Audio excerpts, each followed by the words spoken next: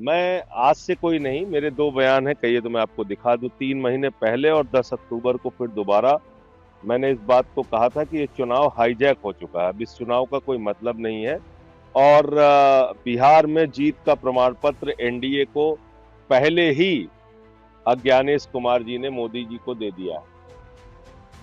ये मेरा पहले का बयान है, 3 महीने पहले बोला था। 80 लाख वोट जिस राज्य में काट दिए जाएंगे, जिस राज्य में 5 लाख वोट डुप्लीकेट बनेंगे, जिसमें 1 लाख वोट अता पता नहीं किसका है, उस राज्य के चुनाव परिणाम क्या होंगे? आप सहजता से इस बात को समझ सकते हैं।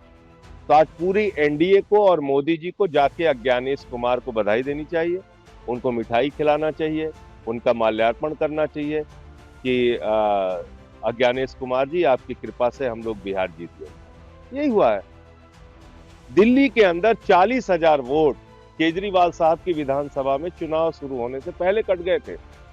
दिल्ली के अंदर हमने मंत्रियों के घरों में जहां 3 वोट थे वहां 33 वोट पकड़ा, 25 वोट पकड़ा, 26 वोट, 15 वोट, 22 वोट, ऐसे ऐसे वोट बनवाए गए थे। जब अलग अलग राज्यों के लोग जाके दूसरे राज्यों में वोट दे रहे हैं, तो क्या चुनाव हो रहा है? क्या चुनाव है ये? तो इसलिए ये तो पहले से ही घोषित परिणाम था। आज उसका इंतजार कर रहे थे हम लोग कि 14 तारीख कब आएगी और कब ये सब चीजें हम लोग देखेंगे। लेकिन बोल मैंने पहले दिया था।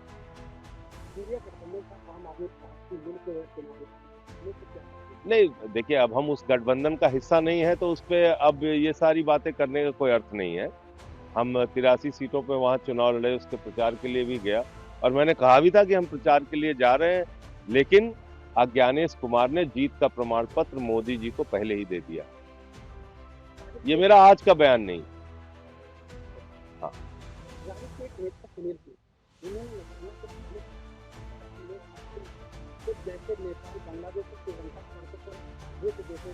नहीं, इस प्रकार के बयान का मैं समर्थन नहीं करता। देखिए, ऐसा है, देश सर्वोपरि है।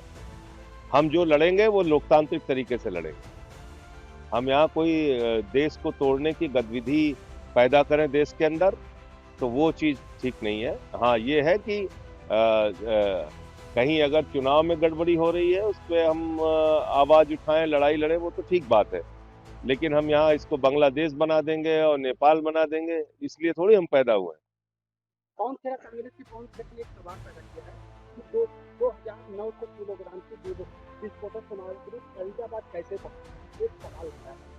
देखिए, ये सारी बातें तो बिल्कुल जायज हैं कि एक तरफ प्रधानमंत्री जी और पूरी की पूरी बीजेपी दावा करती है कि उन्होंने आतंकवाद खत्म कर दिया, वो देश के ऊपर कोई भी आतंकवादी हमला वो युद्ध माना जाएगा। ये सारे बयान तो मोदी जी के हैं।